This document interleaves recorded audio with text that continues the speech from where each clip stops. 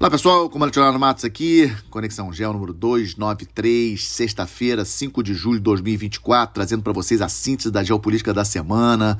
Mais uma vez agradecer muito o apoio de vocês, não apenas seguindo o canal, mas também nos comentários, nas mensagens que tenho recebido.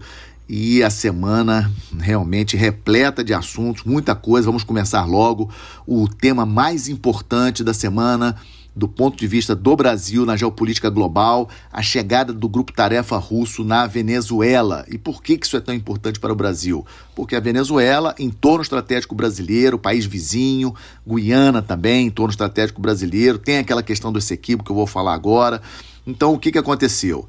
Pois bem, terça-feira, o navio, a fragata Gorshkov e um navio-tanque russo atracaram na base de La Guaira, na Venezuela, terça-feira. Vocês devem se lembrar que aquele grupo-tarefa de navios russos deixou Cuba no dia 17 de junho, nós não sabíamos para onde eles iriam. Cheguei a comentar com vocês sobre a possibilidade deles irem para a Venezuela, mas não tinha como confirmar que eles iriam ou não. Apenas a fragata e o navio-tanque foram para a Venezuela. O submarino e o navio de apoio logístico não foram. Então, temos 2 navios de guerra da Rússia atracados num porto da Venezuela. Hoje é Dia Nacional da Venezuela. Alguns desses militares vão desfilar em homenagem aí ao Dia da Independência Venezuelana. E também temos aí, no dia 24 de julho, o aniversário da Marinha Venezuelana. Então se especula que esses navios ficarão por lá pelo menos até o dia 24 de julho. O problema é que dia 28 de julho teremos eleições gerais na Venezuela e a situação do presidente Maduro não está boa. Todas as informações que nós temos pelas redes sociais indicam que a oposição está vencendo as eleições. A previsão é de vitória da oposição sobre Maduro. E, obviamente, o presidente Maduro não vai querer deixar o poder, o grupo dele não vai permitir, que o Maduro não prossiga. E uma das possibilidades, veja bem, eu não estou dizendo que vai acontecer, mas a minha obrigação aqui com vocês é sempre trazer a minha análise da situação. Considerando que o presidente Maduro não quer perder as eleições, não quer deixar de ser presidente, ele pode pegar aquela carta do Essequibo, aquela questão da região do Essequibo, que corresponde aí a 2/3 da Guiana e que a Venezuela considera como parte do seu território. Ele pode sacar essa carta, digamos assim, do Essequibo, fazer uma invasão, uma pequena invasão dentro do território da Guiana e, em função dessa invasão, ele dizer que o país está em guerra, em conflito e não pode ter eleições no dia 28 de julho. Atenção, essa invasão não seria pelo território brasileiro, embora, em termos de relevo, o lógico seria que para penetrar na Guiana, o melhor seria a Venezuela passar por Roraima. Isso não vai acontecer. Não vai acontecer, primeiro que o exército brasileiro reforçou a sua posição lá em Roraima. A Venezuela não tem condições de vencer o que nós temos lá de efetivos do nosso exército. E também seria aí um tiro no pé da Venezuela invadir a Guiana por Roraima. Na minha opinião, já vai ser um tiro no pé se ele invadir a Guiana de qualquer maneira, mas pelo Brasil seria ainda mais. Olhando o terreno, não vejo possibilidade dessa invasão vir pelo mar, pelo oceano. A probabilidade que vejo é que isso seja feito pelo rio Cuyuni. Esse rio nasce na Venezuela, ele é um rio fronteira entre Venezuela e Guiana e ele deságua no rio Essequibo, que é o principal rio da Guiana, que vai desaguar no mar. E existe uma ilha chamada Ilha de Anacoco, que fica na fronteira entre Venezuela e Guiana, onde tem uma base da Venezuela. Essa base tem sido constantemente reforçada com novos militares venezuelanos, novos equipamentos. Então, eu acho que sim, é uma possibilidade. E a presença da fragata russa lá na Venezuela seria, digamos assim, para dar assim, uma proteção extra para a Venezuela, essa presença dessa fragata lá, enquanto a Venezuela fizesse essa incursão dentro da Guiana, para justificar que o presidente Maduro cancelasse as eleições do 28 de julho. Não tenho, obviamente, como provar que isso vai ocorrer, mas eu tinha que trazer isso para vocês. E aí eu alerto, é muito importante que o Brasil, como líder regional, se posicione com a Venezuela para que isso não ocorra e para que as eleições possam ocorrer de maneira democrática. né? Logicamente, isso não vai ser falado abertamente, mas espero que o governo brasileiro esteja aí por baixo dos panos, conversando com seus interlocutores venezuelanos para que não ocorra nenhum tipo de invasão à Guiana. Seria uma vergonha para o governo brasileiro se algo como uma invasão da Venezuela na Guiana ocorresse. Vamos seguir de olho, vamos acompanhar um tema importantíssimo em torno estratégico brasileiro. Outra questão importante que trago para vocês, a questão da ameaça terrorista iminente na Europa. Exatamente isso. O Comando Conjunto das Forças Armadas dos Estados Unidos na Europa, os Estados Unidos possuem quase 80 mil militares no continente europeu, em várias bases espalhadas em vários países, principalmente na Alemanha. O Comando Conjunto das Forças Armadas dos Estados Unidos na Europa elevou o nível de alerta em todas as bases americanas na Europa para o nível 2.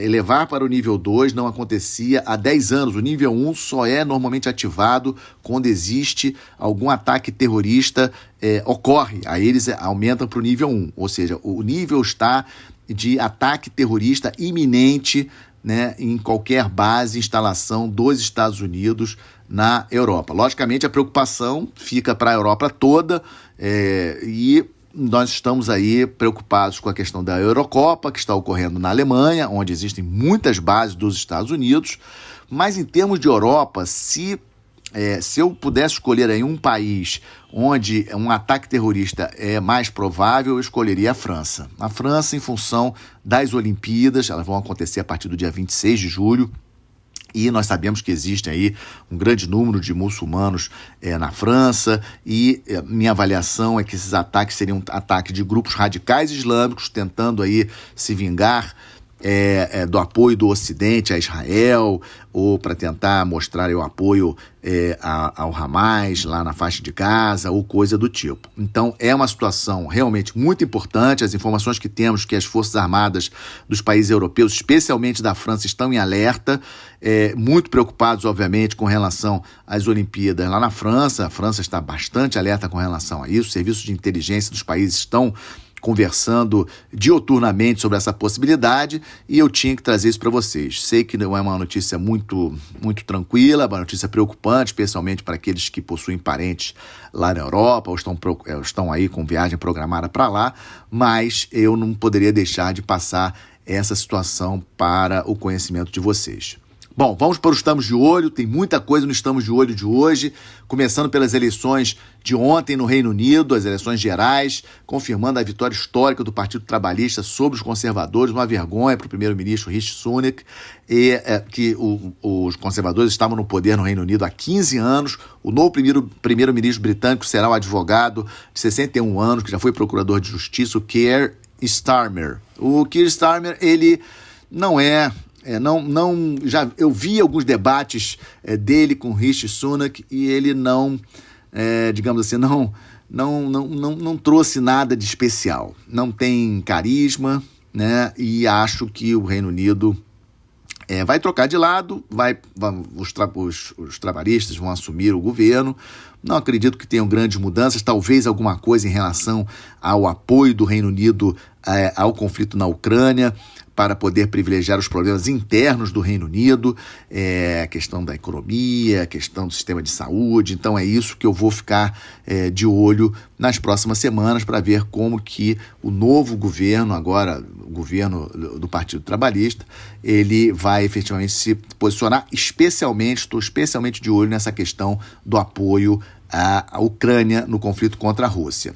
Outra eleição que, obviamente, estamos muito de olho, as eleições no domingo, segundo turno das eleições legislativas na França. Já tenho comentado isso com vocês, falei isso na semana passada, e tudo indica, pelo menos pelos dados que temos até agora, de que o partido de direita da Marine Le Pen não vai conseguir a maioria, que seriam mais de 289 assentos. Então, o presidente Macron vai ter que negociar com a coalizão de esquerda para tentar governar, escolher um novo primeiro-ministro que a coalizão de esquerda concorde, seja consenso com eles, para o Macron governar. Ou seja, um tremendo tiro no pé do Macron, né? Vai ter que governar com o primeiro-ministro indicado pela coalizão de esquerda, provavelmente, e lembrando que as eleições gerais para a presidência na França somente em 2027. Vamos acompanhar.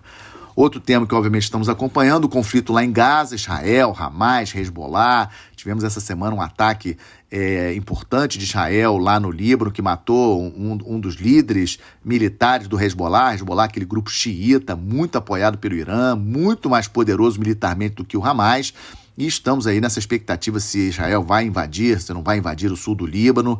O grupo-tarefa do USS Wasp é um grupo-tarefa, o USS Wasp é um navio de assalto anfíbio dos Estados Unidos. Esse grupo-tarefa anfíbio, são 3 navios anfíbios, eles transportam aproximadamente 2.200 fuzileiros navais americanos, é bastante coisa. Eles estão ali no Mediterrâneo porque o grupo de batalha do Eisenhower está voltando para os Estados Unidos. O Eisenhower, um porta-aviões, o Wasp, um navio de assalto anfíbio. Ele não lança aviões apenas verticalmente e muitos helicópteros, mas ele não é um navio de propulsão nuclear, como é o caso dos porta-aviões americanos. Os Estados Unidos possuem 11 porta-aviões nucleares e possuem 9 navios de assalto anfíbio, como é o caso do Wasp, grandes navios que tem capacidade de levar helicópteros, aviões de decolagem vertical e também transportar fuzileiros navais. Provavelmente, esse grupo do Wasp está ali no leste do Mediterrâneo, aguardando a possibilidade de Israel invadir o Hezbollah e os fuzileiros navais americanos atuarem de alguma forma, talvez alguma evacuação de civis americanos ali no Líbano, alguma preocupação desse tipo. A grande preocupação no Líbano com relação à invasão israelense ali no sul e essa guerra aí entre Hezbollah e Israel ser uma guerra aí muito ruim para os dois lados, na minha avaliação, estamos de olho. Hoje também, nesta sexta-feira, temos o segundo turno das eleições presidenciais no Irã. 2 candidatos, o Massoud Pezeshkian, moderado, médico, deputado, contra o radical Said Jalili, que foi diplomata, foi o negociador-chefe do programa nuclear iraniano, foi contra o acordo de 2015, ele deixou de ser o chefe do programa nuclear iraniano em 2012, ele era contra 2015, muito alinhado com o Ayatollah Khamenei. E no primeiro turno, o deputado Pezeshkian, Massoud Pezeshkian, venceu com 1 milhão de votos de diferença em relação ao Said Jalili, mas eu acho que agora, nesse segundo turno, o Jalili vai contar com os votos dos outros 2 candidatos do primeiro turno, que também são mais alinhados ao Ayatollah Khamenei, e aí o Jalili deve ser o novo presidente do Irã. A única chance do Pezeshkian é que ele consiga aí ter convencido a população iraniana a votar, porque no primeiro turno apenas 40% daqueles que podiam votar, votaram. Então, isso pode fazer alguma diferença. Essa semana também, na quarta-feira e ontem, reunião de cúpula da Organização de Cooperação de Xangai, é uma organização que existe desde 2001, composta por Rússia, China, Índia, Paquistão, Irã, países ali da Ásia Central. E nessa reunião, que terminou ontem, a Bielorrússia passou a fazer parte. Logicamente que a Rússia fez um lobby tremendo para a Bielorrússia entrar. A Bielorrússia faz parte agora dessa organização.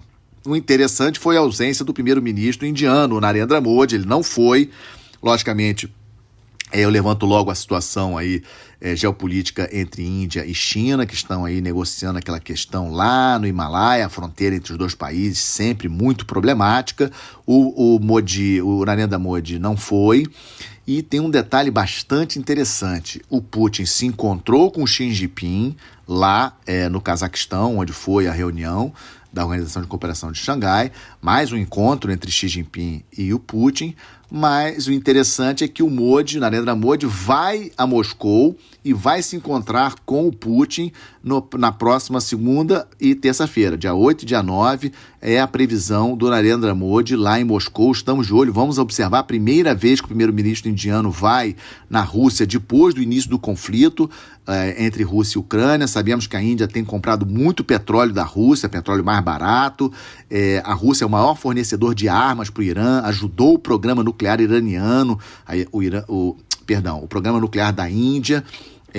Hoje a Índia possui submarinos de propulsão nuclear por causa justamente do apoio da Rússia. Então isso aí é muito relevante. E o primeiro-ministro Narendra Modi da Índia chega então a Moscou na segunda-feira, dia 8, estamos de olho. Com relação à guerra da Ucrânia, a Rússia informou que destruiu 2 drones navais, achei bastante interessante essa informação, 2 drones navais ucranianos próximos ao porto de Novorossiysk. Esse porto de Novorossiysk é um porto russo que fica no Mar Negro, bem a leste do Mar Negro, e para onde foram levados os principais navios da esquadra russa do Mar Negro, que deixaram a base de Sebastopol, na Crimeia, e foram para esse porto de Novorossiysk, que é o principal porto comercial também da Rússia, no Mar Negro, e a Rússia informando que conseguiu destruir 2 drones navais. Obviamente a Ucrânia não falou nada, mas achei interessante esse dado, mostrando que a Ucrânia está sim tentando atacar o principal porto da Rússia, os navios, né, que estão atracados do principal porto da Rússia no Mar Negro, que é o porto de Novorossiysk. E também essa semana, o primeiro-ministro da Hungria, o Viktor Orbán, que está na presidência rotativa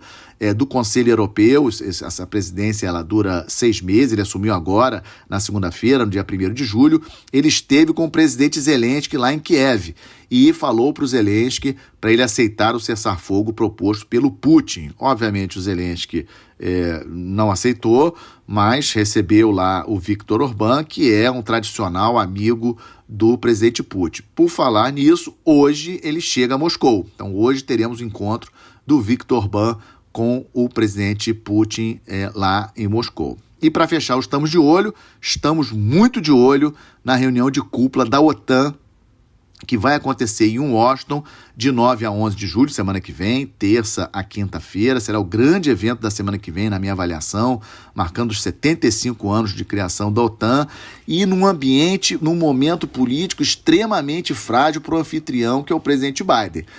Uma notícia que todos vocês com certeza acompanharam essa semana, toda essa discussão sobre o fracasso no debate do presidente Biden na última quinta-feira contra o presidente Trump, e pesquisas que saíram na quarta-feira indicando que dentro mesmo do Partido Democrata a maioria não quer que Biden prossiga, e vários deputados democratas já estão se manifestando claramente, vários importantes doadores de campanha dos democratas estão se manifestando para o Biden desistir, e temos aí artigos essa semana, inclusive falando para o Biden renunciar da presidência em favor da Kamala Harris, a vice-presidente dos Estados Unidos, e ela ser a candidata. Embora nas pesquisas que saíram na quarta-feira, quem vencia o Trump numa eleição em novembro era a Michelle Obama, esposa do ex-presidente Barack Obama. A Michelle vencia o Trump por 50% a 39%. Então, vamos aguardar, vamos ver aí o que vai acontecer. A reunião de cúpula, são 32 países atualmente que compõem a maior aliança militar do planeta, vão estar em Washington semana que vem e vão estar bastante de olho nesse evento, um evento, sem sombra de dúvida, importantíssimo, e também, em paralelo, acompanhando aí a decisão do Partido Democrata, a decisão do Biden, o Biden dizendo que não sai, mas, obviamente, estamos de olho, os Estados Unidos, a maior potência militar e econômica do planeta. Terminando sempre com uma boa notícia, e sempre que posso trago para vocês alguma atualização com relação à atuação da Marinha do Brasil. Terminou a Operação Guinex 4, eu já tinha comentado sobre a operação com vocês, navio patrulha oceânico APA, já chegou ao porto de Fortaleza, regressando da África. Foi uma viagem muito exitosa. O APA tem ainda embarcado dentro do navio militares do nosso centro de adestramento, Almirante Marques de Leão, também de mergulhadores de combate, do nosso grupamento de mergulhadores de combate. O navio visitou 7 países africanos, 7 países, excelente: Nigéria, Costa do Marfim, Benin, Gana, Guiné-Bissau, Senegal e Cabo Verde. Interações com várias outras marinhas. No total, para vocês terem uma ideia, os militares do APA interagiram com 27 países diferentes, militares de 27 países diferentes, e muitas coisas aconteceram, não apenas exercícios no mar, a prioridade da Guinex é treinar as marinhas dos países africanos, mas muitos exercícios também com países de outras marinhas, e mais interessante também os eventos no porto, visitas das marinhas africanas ao APA, quando o navio estava atracado nos portos desses países, inclusive eventos sociais como jogos de futebol. Isso aí, gente, nós somos aí sensacionais, Eu acho isso aí uma mistura que nós temos muito importante ser ressaltada.